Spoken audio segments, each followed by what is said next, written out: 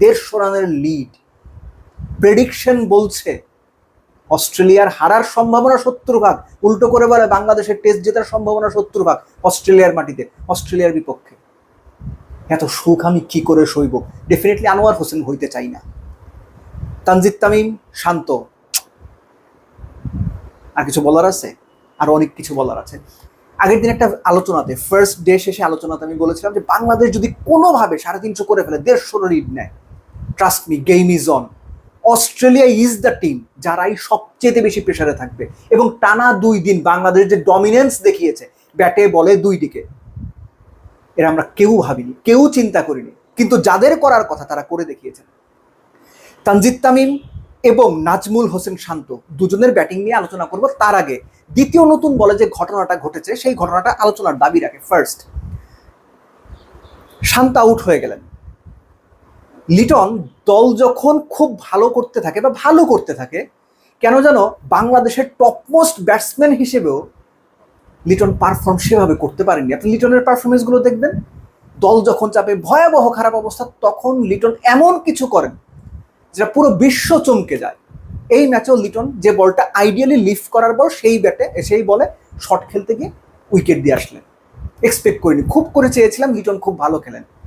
মুশফিকুর রহিম নতুন বলে, মুশফিকের দুর্বলতা ক্যারিয়ার জুড়ে, এবং এই পার্টিকুলার ম্যাচটাতে তিনি যেভাবে আউট হলেন, কামিন্সের প্রথম বলটা একটু ভেতরে ছিল, পরেরটা ক্রিজের অ্যাঙ্গেল থেকে বা একটু ওয়াইড অফ দ্য ক্রিজ বল করলেন একটু বাইরে, হি ওয়াজ কট ইন 2 মাইন্ডস, ছাড়বেন না শর্ট খেলবেন, স্লিপে উঠিয়ে দিয়ে আসেন।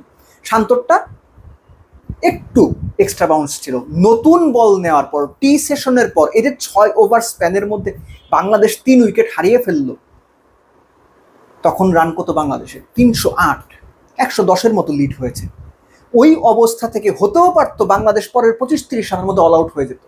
লিড হতো 120-30, লিড 120-30, অল আউট, এটা প্রবলেম না। প্রবলেম যেটা হতো সেটা হচ্ছে মানসিকভাবে অস্ট্রেলিয়া আপার হ্যান্ডে থেকে ব্যাটিংয়ে নামতো, যে কয় ওভারই খেলতো, তৃতীয় দিনেও আপার হ্যান্ডে থেকে মেন্টালি প্রসিড করতো। আর বাংলাদেশ ভালো খেলেও, পুরো 2 দিন প্রায় ভালো খেলেও, ওই যে লাস্টের কলাপসটা বাংলাদেশকে মেন্টালি পিছিয়ে দিত। এইখানে একটা বড় ধন্যবাদ প্রাপ্য মিরাজ এবং হাসান মাহমুদের জুটির। তারা সব মিলে কত, অলমোস্ট 25 ওভারের মতো ব্যাট করেছেন, 43 রানের পার্টনারশিপ করেছেন। এই একটা পার্টনারশিপ এই টেস্টের যাবতীয় হিসেব নিকেশ অনেকখানি বদলে দিয়েছে। Thanks goes to Miraz, thanks goes to, big thanks goes to Hasan Mahmud. কেননা মিরাজ কিন্তু প্রথম বল, দ্বিতীয় বলে সিঙ্গেল নিয়ে হাসানকে স্ট্রাইক দিয়েছেন। হাসান নিজের সামর্থ্য অনুযায়ী সর্বোচ্চ চেষ্টা করেছেন উইকেটটা বিলিয়ে না দিতে, উইকেটে মাটি কামড়ে পড়ে থাকতে। একজন 8 নাম্বার বা 9 নাম্বার বা টেইলেটের ব্যাটারের কাছ থেকে এই অ্যাপ্রোচ অনেক বেশি প্রশংসাযোগ্য। Now come down to Tanzid Tamim and Nazmul Hossain Shanto. শান্তর জন্য প্রচন্ড রকম আমার মন খারাপ, মেজাজ খারাপ, দুইটাই।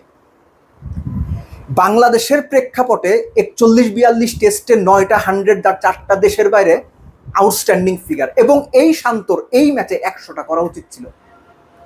আমি কিছু ক্ষেত্রে বলবো যে শান্তর ইনিংসটা skill wise, temperament wise, execution wise, কখন মারবেন, কখন ছাড়বেন, কখন ধরবেন, কখন অপোনেন্টের বোলিং অ্যাটাককে কিভাবে মোকাবেলা করবেন, একদম কম্পিউটারাইজড ওয়েতে শান্ত পুরো ইনিংসটা খেলেছেন। বলতে পারেন একদম ফ্ললেস ইনিংস, স্পটলেস ইনিংস। এই ইনিংসের পরেও শান্তর সেঞ্চুরি না পাওয়াটা প্রচণ্ড রকম হতাশাজনক, বিং এ ক্রিকেট ফ্যান। এবং একই সঙ্গে বাংলাদেশের স্টেটমেন্ট দেওয়ার মতো যে বিষয়টা ছিল ক্যাপ্টেন হিসেবে শান্ত, সেটাও তিনি মিস করে গেছেন। তানজিদ তামিম একদম শুরুতে লাইফ পাওয়া 62 রানের, 62 না 61, ওই সময় আরেকটা লাইফ পেয়েছিলেন। প্রথম লাইফটা একদম শুরুতেই যখন লাইফ পেলেন, একদম শুরুতে 0 রানে, তারপর থেকে তানজিদ তামিম সম্পূর্ণ ভিন্ন একটা মেথডে এই ম্যাচটা খেলেছেন। আপনি যদি তার ফার্স্ট ক্লাসে 100 দেখেন, একটা ম্যাচ আমি মনে করতে পারি 130 বলে বোধহয় 140-42 করেছিলেন। তিনি ওই ফ্ল্যামবয়েন্ট ব্যাপারটা দেখাতে যাননি, ধৈর্য ধরেছেন, সময় নিয়েছেন, অপোনেন্টের বোলিং যেভাবে মোকাবেলা করা প্রয়োজন ছিল সেভাবেই মোকাবেলা করেছেন। তিনি ইন্টারভিউতে বলছিলেন অ্যাডাম গিলক্রিস্টকে, যে প্রশ্নটা ছিল অনেকটা এরকম যে বোলারদের মোকাবেলা করার বা অস্ট্রেলিয়ান বোলারদের মোকাবেলা করার প্ল্যান কি ছিল। খুব সুন্দর করে বলেছেন তানজিদ তামিম, যে বল দেখেছেন, ছেড়েছেন, যেটা করার প্রয়োজন ছিল, যে বলে যা করার প্রয়োজন ছিল স্পেসিফিক্যালি সেটাই তিনি করেছেন, এবং সেটা করেই ক্যারিয়ারের দ্বিতীয় টেস্টেই প্রথম 100, এবং সেটাও অস্ট্রেলিয়ার মাটিতে। অফকোর্স দ্য মাইটি অজিজদের এগেনস্টে। বাংলাদেশ ক্রিকেটে এমন দিন খুব কম আসে, বাংলাদেশ ক্রিকেটে এমন স্বপ্ন দেখার উপলক্ষ খুব কম আসে। টেস্ট ক্রিকেটের কথা বলছি আমি।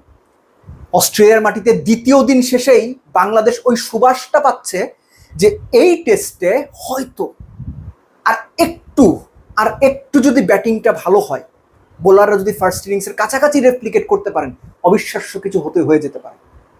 অস্ট্রেলিয়াকে অস্ট্রেলিয়ার মাটিতে হারিয়ে দেওয়া যেতে পারে, কেননা ফক্স অস্ট্রেলিয়ার প্রেডিকশন বলছে বাংলাদেশ অস্ট্রেলিয়াকে ডারউইন টেস্টে হারাবে, সেই সম্ভাবনা প্রায় 70%। এই সম্ভাবনা বাংলাদেশকে কাজে লাগাতে হবে, এমন সুযোগ বারে বারে আসবে না। এটা শুধু ম্যাচ জেতা না, যদি বাংলাদেশ জেতে, যদি বাংলাদেশ অস্ট্রেলিয়াকে হারায়, সেটা শুধু ম্যাচ জয় হবে না, আমি আবারও বলছি, বিশ্বকে স্টেটমেন্ট দেওয়া হবে, অস্ট্রেলিয়াকে স্টেটমেন্ট দেওয়া হবে যে এই বাংলাদেশ টিমটা মাঝে মধ্যে খারাপ করবে, খুব খারাপ করবে, কিন্তু এই দলটার সামর্থ্য আছে বড় দলগুলোকে, সেনা